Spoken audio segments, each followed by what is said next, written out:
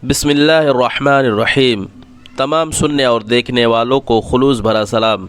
मैं हूं फ़हद और आप देख रहे हैं फ़हद 24 चैनल।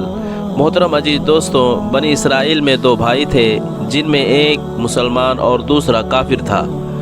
दोनों दरिया के शिकारी यानी मछलियां का शिकार किया करते थे। काफिर बुत को सजदा करता, मगर जब मछलियों के लिए दरिया में जाल डालता तो इस कदर मछलियां आ जाती कि उनको खींचना मुश्किल हो जाता। मगर मुसलमान के जाल में सिर्फ एक मछली आती और उसी पर सब्र के साथ खुदा का शुक्र अदा करता। इत्तेफाकन एक रोज़ उसकी नज़र काफिर की बीवी पर पड़ी जो जेवर और बेहतरीन लिबास से आरास्ता थी। यह देखकर उस मुसलमान की बीवी के दिल में वसवसा पैदा हो गया, काश मैं भी ऐसी होती। तो काफिर की बीवी बोली, तुम अपने शौहर को आमादा कर ले या वह भी मेरे शौहर के माबूद यानी बुत की इबादत किया करे ताकि तू भी मेरी तरह मालदार हो जाए। यह सुनकर मुसलमान की बीवी कुछ गमज़दा होकर नीचे आई और जब उसका शौहर घर आया तो बीवी का हाल देखकर दरियाफ्त किया कि आखिर बात क्या है जिससे तू इस कदर गमज़दा मालूम होती है।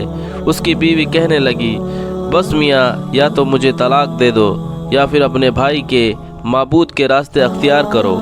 यह सुनकर उसके शौहर ने कहा, खुदा की बंदी खुदा से नहीं डरती? ईमान की दौलत के बाद जो कुफ्र की बातें करती है।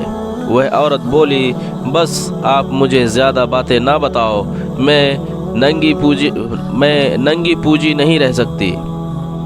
जबकि दूसरी औरतों सुनन, तेरे भाई की बीवी को देख, मैं देख रही हूँ वह जेवरात और उम्दा लिबास की आरास्ता रहती है।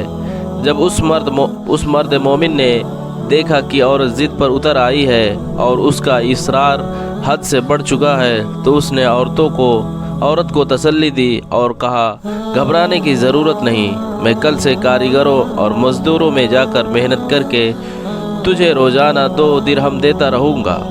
उन 2 दिरहम से तो अपनी हालत दुरुस्त कर लेना। ये सुनकर औरत को कुछ तस्कीन हुई। सुबह सवेरे वह मर्द मोमिन मज़दूर की तलाश में निकला, लेकिन किसी ने उसकी बात ना मानी। वह फिरता रहा, शहर शहर गांव गांव की खाक छानता रहा, लेकिन किसी ने उसकी मदद नहीं की। भुला कर मायूस होकर वह दरिया के किनारे पहुंचा और शाम तक अल्लाह ताला की इबादत में मशरूफ़ रहा। रात को जब घर आया तो बीवी ने दरियाफ़्त किया, मियाँ, आज तुम कहाँ थे? कहने लगा, मैं बादशाह की खिदमत में था। बादशाह ने मुझे 30 दिन का काम करने की शर्त रखी है। उसकी बीवी बोली, आखिर वह बादशाह तुमको क्या देगा? तो उसने जवाब दिया, मेरा बादशाह बड़ा करीब है और उसके ख़जाने मालो दौलत से भरे हुए हैं। वह मुझे वह देगा जो मैं चाहूँगा। चुनांचे इसी तरह वह अपने माबूद पर हक़ की इबादत में मशगूल रहा। 30वीं रात हुई तो बीवी ने कहा, सुनो मियाँ, अगर कल तुमने मुझे मजदूरी लाकर नहीं दी तो तुम मुझे तलाक दे देना। ये सुनकर उसको किसी कदर परेशानी लाहिक हुई और 30वीं सुबह को उसने एक यहूदी से कहा, क्या तुम मुझे मजदूरी पर लगा लोगे? यह सुनकर यहूदी कहने लगा, हाँ, तुमको मजदूरी मिल जाएगी, लेकिन शर्त यह है कि मेरे पास तुम्हारे खाने पीने का कोई बंदोबस्त नहीं होगा।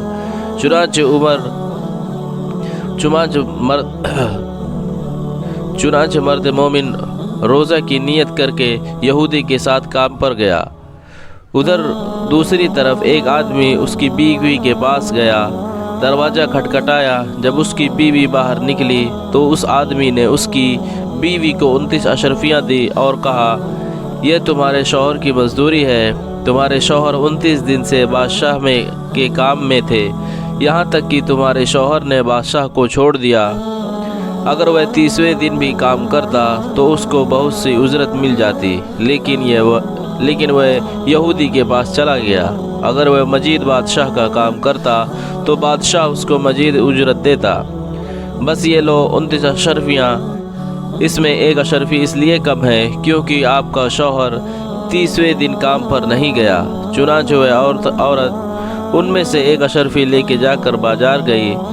सुनार के जब अशरफियाँ देखी तो 1000 तना उसकी कीमत औरत के हवाले कर दी।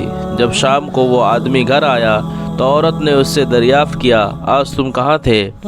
اس نے جواب دیا آج میں ایک یہودی کے ساتھ کام پر تھا۔ اس کی بیوی نے کہا آخر بادشاہ کی خدمت کر کے تم دوسرے کی خدمت کیوں کرتے ہو؟